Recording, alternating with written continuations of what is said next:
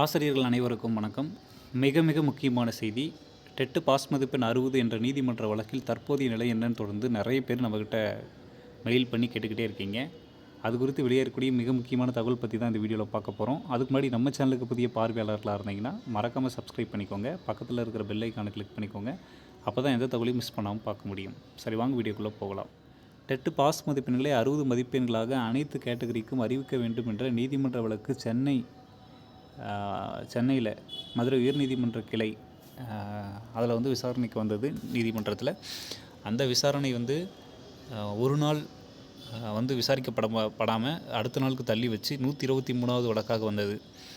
அந்த வழக்கை தற்போது வருகின்ற ஏப்ரல் மாதம் 14ஆம் தேதிக்கு ஒத்தி வச்சுருக்காங்க. ஸோ இப்போ இந்த வழக்கில் ஒரு மிகப்பெரிய திருப்பம் என்ன அப்படின்னு பார்த்தீங்கன்னா, டெட்டு பாஸ் மதிப்பெண் அனைவருக்கும் 60 அப்படிங்கிற ஜட்ஜ்மெண்ட் வருவதற்கான பாசிபிலிட்டிஸ் ரொம்பவே அதிகமாக இருக்குது.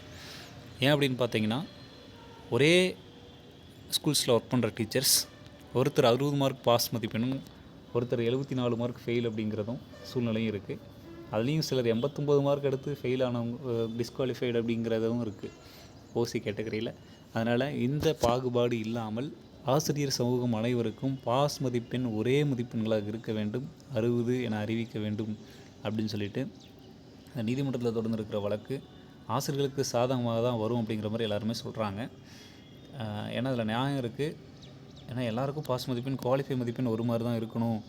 ரிசர்வேஷன்றது இப்போ அப்பாயின்மெண்ட்டில் பணி நியமனத்தில் தான் ரிசர்வேஷன் பண்ணுறாங்க அப்படின்னா பாஸ் மதிப்பெண்களை கூட இந்த மாதிரி பண்ணக்கூடாது. இது வந்து திறமையை அடிப்படையாக கொண்டது தான். இடஒதுக்கீடுங்கிறது பணி நியமனத்தில் மட்டும்தான் அப்படிங்கிற மாதிரி வாதங்கள் முன்வைக்க இருக்காங்க. அதனால் நமக்கு கண்டிப்பாக அன்னைக்கு தெரிஞ்சிடும்.